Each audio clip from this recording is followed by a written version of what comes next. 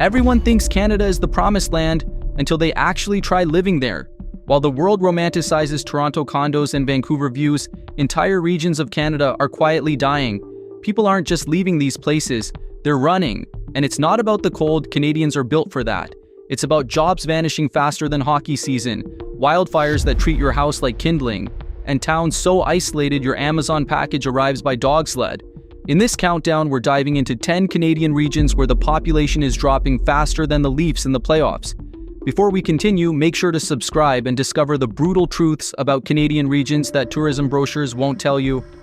10. North Vancouver Island, where the ferry doesn't fix anything specifically. Places like Port Hardy, Port Alice, and Alert Bay. Beautiful? Absolutely. Livable? That depends on how much you enjoy isolation with a side of economic abandonment. North Vancouver Island is what happens when natural beauty meets structural neglect. You've got forests, ocean views, and wildlife everywhere. Sounds dreamy, right? Until you realize the nearest hospital with full services is a 3-hour drive and a ferry ride away. The population has been shrinking since the 1990s. Port Hardy's down nearly 15% in the last decade alone. The average age? Pushing 50. The young people? Long gone. Let's talk numbers. Median household income sits around $55,000. Decent until you realize groceries cost 30% more than Vancouver, gas is $2.10 a liter on a good day, and housing, while cheaper than the mainland, offers zero job market to support the mortgage. Unemployment hovers near 8%, double the provincial average. The forestry and fishing industries that built these towns? Gutted. Mills closed. Processing plants shuttered. What's left is a population clinging to memories and EI checks. Healthcare access is borderline tragic. You want a specialist? Hope you like ferries because you're going to Victoria or Vancouver. An emergency? Pray it's not serious, because the local clinic closes at 5 p.m. and medevac helicopters cost more than most people make in a month. One Reddit user said it best: living here is like being on a reality show where the challenge is surviving without resources. Here's the kicker: the BC ferries, the literal lifeline connecting North Island to the rest of civilization, are expensive, unreliable, and frequently canceled due to weather or mechanical issues. It's a $75 round trip per person, more if you bring a car. You want to see family on the mainland? Budget $200 and half your weekend just for transportation. It's not connectivity, it's a paywall. And let's talk about winter. It's not Nunavut cold, but it's dark. Like soul-crushing 4:30 p.m. sunset dark. Seasonal affective disorder isn't a diagnosis here, it's a personality trait. You spend November to February wondering if the sun was ever real or just a collective hallucination. The vibe is eerie. Towns feel frozen in time, not in a charming way, in a "this place gave up in 1997" way. Storefronts are boarded up. The high school graduating class has 12 kids. The local diner is run by someone's grandma who's been talking about retiring since 2009 but can't because nobody's replacing her. So why stay? Stubbornness, mostly. People who were born here, whose parents were born here, who can't imagine leaving the land even as the land stops providing. It's heartbreaking and frustrating in equal measure. North Vancouver Island isn't failing because it's ugly. It's failing because it's forgotten. If you think ferry-dependent isolation sounds rough, wait till we head to a region where the economy left but the people are still wondering when it's coming back. 9. Alberta's oil sands region. Number 9. Fort McMurray and the surrounding oil sands region. Alberta's golden goose, except the goose is tired, occasionally on fire, and nobody's sure it's coming back. Fort McMurray used to be the Canadian dream on steroids. Blue-collar workers pulling six-figure salaries, buying trucks the size of small homes, and living like they discovered oil themselves, which, technically, they did. The oil sands were the economic engine of Alberta, the pride of Canada's resource economy, and the reason a 22-year-old with a high school diploma could afford a jet ski. Then reality hit. Hard. Let's start with the wildfire, May 2016. The Beast. It destroyed 2,400 homes, forced 88,000 people to evacuate, and became the costliest natural disaster in Canadian history. But here's the thing. People came back. They rebuilt. They tried. And then the boom-bust cycle of oil showed up like an abusive relationship that just won't end. Population. Fort McMurray peaked around 2014 with over 80,000 people. Today, I'm closer to 68,000. That's a 15% drop and the bleeding hasn't stopped.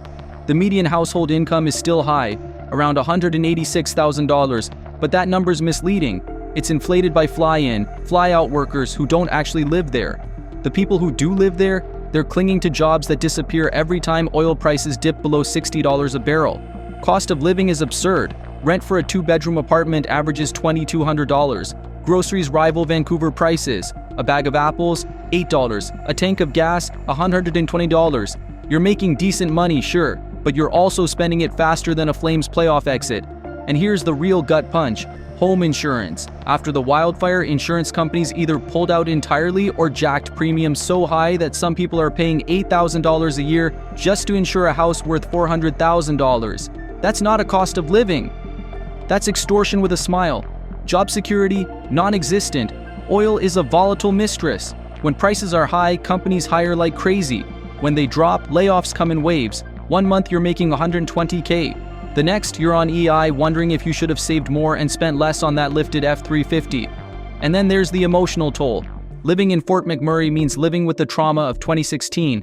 Every fire season, and they're getting worse, you watch the skies, you smell smoke in July and your chest tightens, you keep a go bag by the door. The anxiety doesn't leave, it just simmers like the peat fires that burned underground for months after the beast.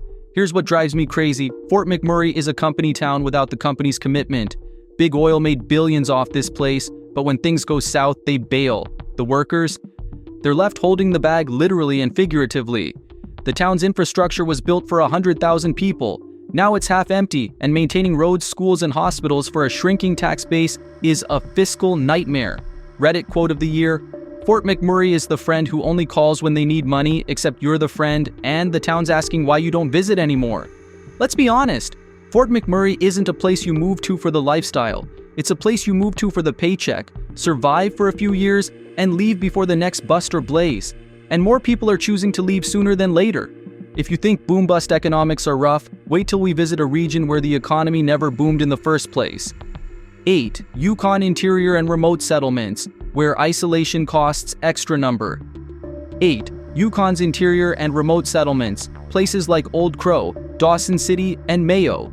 Beautiful, rugged, remote, and hemorrhaging people faster than a leaky cabin in February.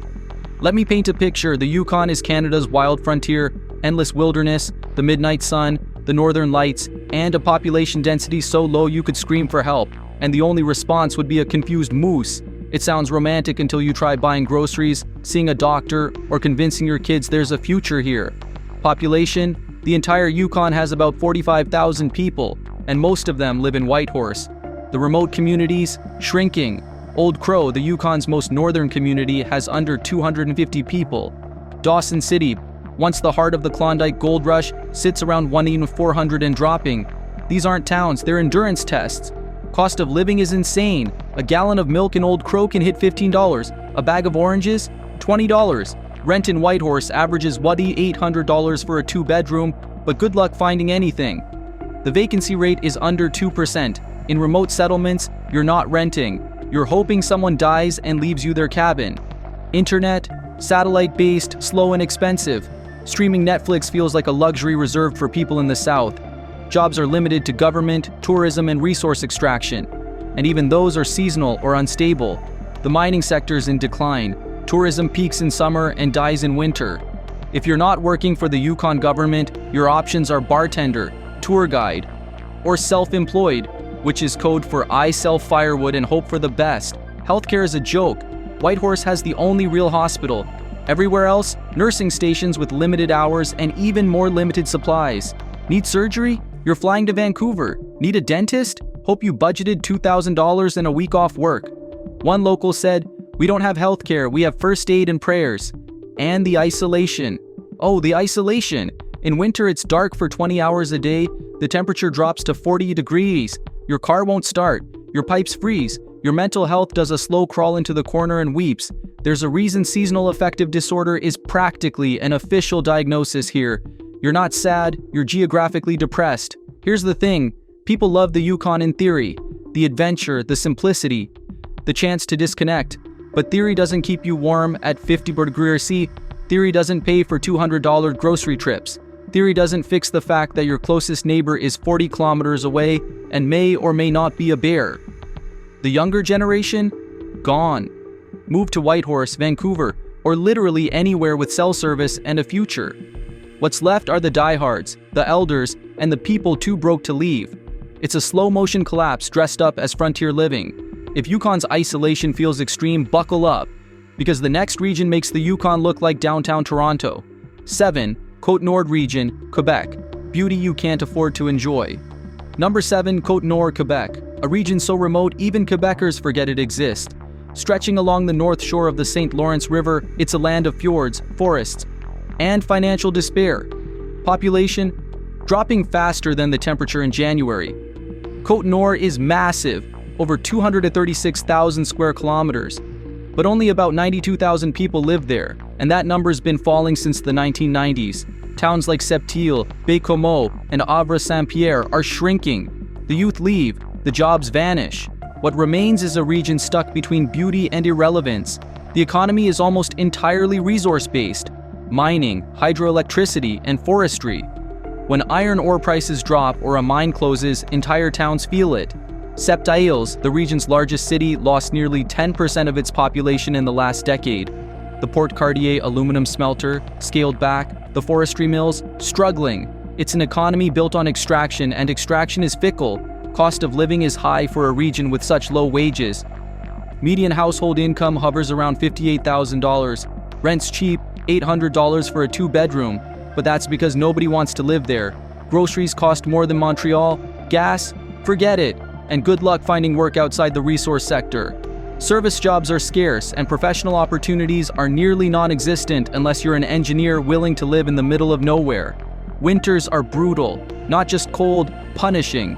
Average temperatures from December to March sit between 15 degrees Celsius and 25 degrees Celsius, with wind chills making it feel like 40 degrees Celsius. Snow covers the ground from November to April. The sun sets at 3:30 p.m. It's the kind of winter that makes you forget what warmth feels like. Healthcare is a disaster. Sept-Îles has a hospital, but specialized care? You're going to Quebec City, a 7-hour drive or an expensive flight. The smaller communities rely on CLSCs, community health centers that are understaffed and overwhelmed. Chronic illness, hope you like travel, and the isolation is crushing. Côte-Nord has no direct highway connection to the rest of Quebec for much of its length. You're either taking Route 138, which ends in Natashquan, or hopping on a ferry. Visiting family in Montreal, budget a full day each way. It's not connectivity, it's exile with a phone plan. Reddit dropped this gem. Côte-Nord is beautiful if you enjoy scenery you can't escape from. The cultural scene is limited. There's a sense of community, sure, but when your entire social life revolves around a single Tim Hortons, the charm wears off. Young people flee to Montreal, Quebec City, or anywhere with a pulse and a future. What's left are aging workers clinging to resource jobs and retirees who love the quiet, because what else is there? Côte-Nord isn't failing because it's ugly. It's failing because it's been left behind. Resource extraction built it, and resource volatility is killing it, and nobody in Quebec City or Ottawa seems to care. If you think Côte-Nord's resource dependence is rough, the next region makes resource towns look like Disneyland. 6. Northern Manitoba, where even the polar bears are leaving. Number 6. Northern Manitoba, specifically Thompson, Flin Flon, and Churchill. This is Canada's forgotten north, where jobs disappeared, crime skyrocketed, and winter lasts 9 months. People aren't moving here, they're escaping. Let's start with the crown jewel of abandonment, Churchill. The polar bear capital of the world. Sounds magical, right? Except the bears have more economic stability than the residents. Churchill's population has dropped from over 200 in the 1980s to under 900 today. Why? The port of Churchill, once a critical grain shipping hub, barely operates anymore. The rail line that connects Churchill to the rest of Canada was washed out in 2017 and took over a year to repair. When your only land connection to civilization is a train that occasionally works, you're not living remote, you're living abandoned. Cost of living in Churchill is astronomical. A bag of grapes? $18. A jug of orange juice? $14. Rent is around $1,500 for a small place, but finding work is nearly impossible outside tourism, which lasts 2 months, or government jobs. The average income is $76,000, but that's inflated by transient workers. Actual locals scraping by. Then there's Thompson, a mining town built by Vail, formerly Inco. Thompson thrived in the 70s and 80s. Now, it's a case study in what happens when a company town loses the company. Vail scaled back operations, jobs disappeared, Population plummeted from 14,000 in the early 2000s to around 13,000 today with no signs of recovery. Crime in Thompson is among the highest in Canada. Violent crime rate, 5,085 incidents per 100,000 people. That's triple the national average. Property crime, even worse. Walking downtown at night feels like a dare. The social fabric has unraveled. Addiction, poverty, and neglect are visible on every corner. Flin Flon is no better. A mining town on the Manitoba-Saskatchewan border, its population has dropped 20% in the last 2 decades. The Hudbay smelter closed in 2010, taking hundreds of jobs with it. What remains is a town with aging infrastructure, limited services, and a population that's either too old or too broke to leave. Healthcare in northern Manitoba is a crisis. Thompson has a hospital, but it's constantly understaffed. Churchill, a small health center that can handle basic issues and nothing more. Need surgery? You're flying to Winnipeg, if weather permits.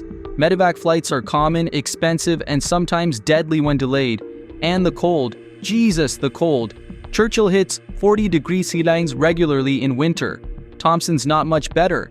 Flin Flon, add wind chill and you're looking at 50-degree C. It's not just cold, it's hostile. Your car won't start. Your skin hurts. Your soul questions every life choice that brought you here. One local described it perfectly. Northern Manitoba is where hope comes to freeze. The isolation is soul-crushing. You're hours from anywhere meaningful. Entertainment, non-existent. The social scene, a bar and regret. Young people leave the moment they can. What's left is an aging population, substance abuse, and a government that's largely given up. Northern Manitoba isn't just losing people, it's losing purpose, and nobody seems interested in bringing it back. If Northern Manitoba's isolation and crime feel bleak, wait until we head east to where entire coastal communities are quietly vanishing. Before we dive into the top 5, remember to hit that subscribe button and drop a like. If you want to become a geography expert, trust me, your next dinner party conversation just got way more interesting.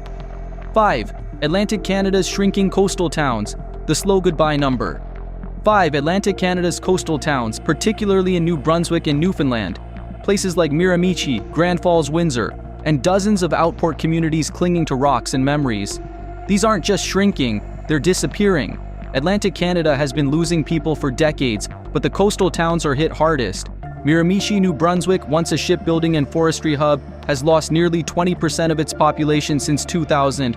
Grand Falls, Windsor, and Newfoundland, down 15%. The outports, small fishing communities scattered along the coast, are dying even faster.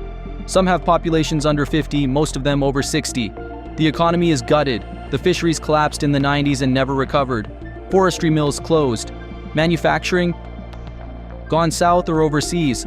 What's left is seasonal tourism, government jobs, and a lot of people on EI. Median income in rural New Brunswick sits around $48,000. In Newfoundland's outports, even less. It's not poverty exactly, it's survival. Housing is cheap. You can buy a house in Miramichi for under $100,000. Sounds great, right? Except there are no jobs to pay for it. The youth leave for Halifax, Toronto, or Alberta. The elderly stay because moving costs money they don't have. What you get is a demographic time bomb. Towns full of retirees with no young people to sustain services, infrastructure, or hope. Healthcare is collapsing. Rural hospitals are closing or reducing services. Doctor shortages are critical.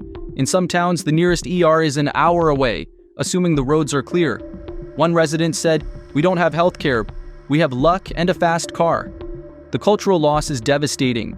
These towns are tied to generations of history, fishing families, tight-knit communities, traditions passed down for centuries. But you can't eat nostalgia. When the fish are gone, the jobs are gone, and your kids leave to find a future, what's left? Ghosts and lobster traps, and the weather doesn't help. Harsh winters, Atlantic storms, and a short summer that barely compensates. It's beautiful in July. It's brutal in February. And when you're isolated, underemployed, and watching your community die, the beauty stops mattering. Reddit delivered this heartbreaker. My hometown is a graveyard that doesn't know it's dead yet. The provincial governments talk about revitalization, investment, immigration, but the reality is these towns are too small, too remote, and too far gone. Immigrants don't want to move to a fishing village with no jobs and no future. They move to Halifax, St. John's, Moncton, anywhere with infrastructure and opportunity. Atlantic Canada's coastal towns aren't losing people because they're bad. They're losing people because the economy, the services, and the future left first. and the people who remain, they're holding on by their fingernails. If shrinking coastal towns feel tragic, the next region is where even holding on feels impossible. 4. Rural Saskatchewan, where the prairies swallow towns.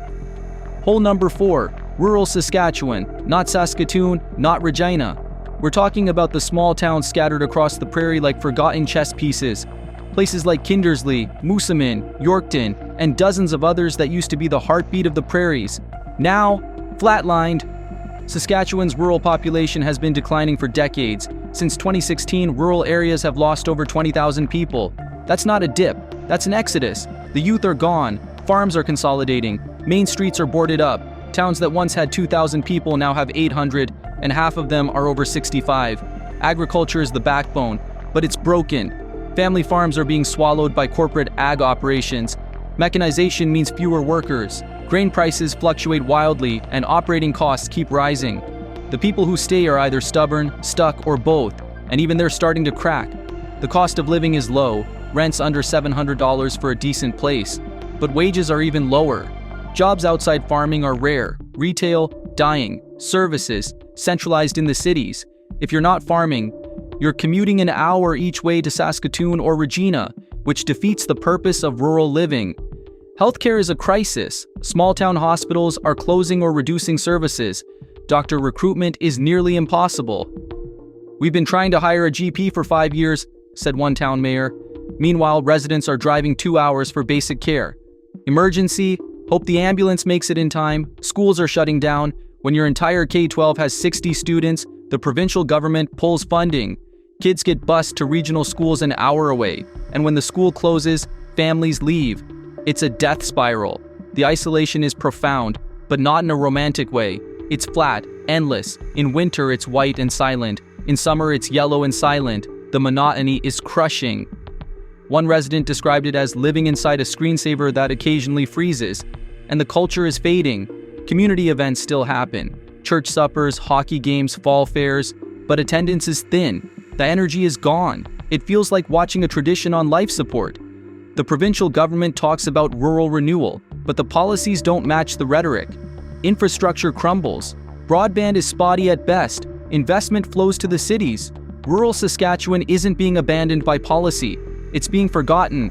If rural Saskatchewan's slow fade feels inevitable, the next region's decline is turbocharged by climate chaos. 3. Interior British Columbia, the wildfire corridor. Number 3. Interior BC, the Okanagan, the Cariboo, the Kootenays, regions once known for orchards, lakes, and laid-back living. Now, they're known for smoke, evacuation orders, and uninsurable homes. People are leaving because the land is literally trying to kill them. Let's start with the obvious, wildfires. BC's interior is now a tinderbox. Every summer brings another worst fire season on record. In 2021, Lytton burned to the ground. In 2023, tens of thousands were evacuated from Kelowna and West Kelowna. Entire neighborhoods turned to ash. And this isn't a one-off, it's the new normal. The result? Home insurance is either impossible to get or prohibitively expensive. Some residents are paying $12,000 a year to insure a $400,000 home. Others can't get coverage at all. Banks won't approve mortgages without insurance. So homes sit unsold or sell at massive losses. The real estate market city prices to live in a wildfire zone. The logic doesn't logic. Tourism, a key economic driver, is collapsing. Smoke blankets the region every summer. Who wants to vacation in a haze? Wineries, resorts, and outdoor recreation businesses are struggling. And when tourism fails, the jobs disappear. Healthcare is strained. Kelowna General Hospital is overcrowded. Rural clinics are closing. Doctor shortages are severe. If you need specialized care, you're going to Vancouver, a 4-hour drive or an expensive flight. The emotional toll is staggering. Living under the threat of evacuation every summer is exhausting. You keep a go bag ready. You watch the air quality index obsessively. You smell smoke and your chest tightens. PTSD is common among survivors. One woman said, "I can't relax anymore. Every fire season feels like Russian roulette." Interior BC isn't dying from neglect, it's dying from climate change, and no amount of government press releases will fix that. If climate chaos feels apocalyptic, the next region's economic collapse is just as terrifying. 2. Cape Breton Island, the island time forgot. Number 2. Cape Breton Island, Nova Scotia, an island so beautiful it hurts, and so economically devastated it hurts even more. Cape Breton is Canada's cautionary tale. What happens when the jobs leave, the youth flee, and the government shrugs? Population plummeting. Cape Breton has lost over 20% of its population since 1996. The Cape Breton Regional Municipality, CBRM, which includes Sydney, has dropped from 110,000 to under 94,000, and the decline is accelerating. The median age is 50, half the population is over 50. The island is graying faster than a winter sky. The economy is dead. Coal mining, once the lifeblood, ended decades ago. The steel mill closed in 2001. Fishing is struggling. Tourism is seasonal and low wage. What's left? Call centers, healthcare, and government jobs. That's it. Median income is $43,000, among the lowest in Canada. Youth unemployment exceeds 20%. The brain drain is catastrophic. Young people leave for Halifax, Toronto, Alberta, anywhere with a future. A local teacher said, "I teach kids knowing 80% will leave and never come back. It's not a community, it's a waiting room. Housing is cheap. You can buy a house in Sydney for $100,000 to $50,000, but cheap housing with no jobs is just cheap housing. And even at low prices, homes sit unsold. The market is stagnant because demand doesn't exist. Healthcare is in crisis. The Cape Breton Regional Hospital is overcrowded and understaffed. Doctor recruitment is nearly impossible. ER wait times are among the longest in Canada. One resident waited 14 hours for chest pain. I could have driven to Halifax faster," he said. "The culture is rich, Celtic music, Gaelic traditions, tight-knit communities, but culture doesn't pay bills. And the emotional weight of watching your island die is crushing." "We're not leaving because we want to," said one young woman. "We're leaving because we have to." Cape Breton isn't just losing people, it's losing hope. And hope is harder to rebuild than infrastructure. If Cape Breton's economic death spiral feels complete, the next region is Canada's final boss of, why does anyone still live here? 1. Northern Ontario, the Rust Belt's forgotten cousin. Number 1, Northern Ontario. Not Toronto, not Ottawa, not even Sudbury or Thunder Bay, though they're struggling too. We're talking about the small mining towns, the isolated communities, the places that built Ontario's wealth and got left behind. Places like Timmins, Kirkland Lake, Elliott Lake, and dozens of others that are slowly, painfully dying. Northern Ontario is massive, 90% of the province by land, but only 6% of the population, and that 6% is shrinking. Since 2016, the region has lost over 15,000 people. Towns that once had 30,000 residents now have 15,000. The youth are gone, the mines are closing. What remains is a population too old, too poor, or too stubborn to leave. The economy is resource extraction, mining, forestry, and that's it. When commodity prices drop or a mine closes, towns collapse. Elliott Lake, once a uranium mining hub, lost 90% of its population after the mines shut down in the 1990s. Kirkland Lake is following the same path. Timmins is hanging on, barely. Median income is around $62,000, slightly above the provincial average, but that's inflated by fly-in mine workers. Actual residents earn far less. Cost of living is high despite the poverty. Groceries cost 20% more than Toronto. Gas is expensive. Heating bills in winter are brutal. You're poor and it costs extra. Healthcare is a nightmare. Northern Ontario has a critical doctor shortage. Towns are sharing physicians. Emergency rooms close overnight. If you need surgery or specialized care, you're driving to Sudbury, North Bay, or Toronto, hours away. One woman died waiting for a medevac helicopter that arrived too late. That's not healthcare, that's triage. Infrastructure is crumbling. Roads are potholed nightmares. Bridges are aging. Broadband is non-existent in rural areas. The provincial government talks about connectivity but delivers nothing. One mayor said, "We've been promised fiber internet for 10 years. We're still on dial-up speeds. The isolation is crushing. You're hours from anywhere. Winter lasts 6 months. Temperatures hit 40 Baltic Seas. The darkness is oppressive. Seasonal depression is rampant. Suicide rates are among the highest in Canada, particularly in Indigenous communities. And the cultural loss is devastating. Northern Ontario's towns were built by immigrants, Italians, Ukrainians, Finns, who came for mining jobs and built vibrant communities. Now those communities are dying. Churches close, schools shut down. Generations of history are being erased. The youth leave because there's nothing for them. One young man said, "I love my hometown, but I can't live on love." They move to Toronto, Ottawa, or out west. The ones who stay, they work in the mines until they're laid off, collect EI, and survive. That's not living, that's waiting. Northern Ontario built Ontario. It supplied the minerals, the lumber, the resources that made the province rich. And now, it's been left to rot. The government takes the wealth and abandons the people who created it. Northern Ontario isn't failing. It's been failed, and the people who remain know it. Now that you know the reality behind these struggling regions, here's the real question. Could you actually live in any of these places? Northern Ontario's cheap housing but brutal winters, Cape Breton's beauty with zero jobs? Or would you take Alberta's boom-bust chaos over BC's wildfire roulette? Drop your honest answer in the comments. I'm genuinely curious where you draw the line between adventure and insanity.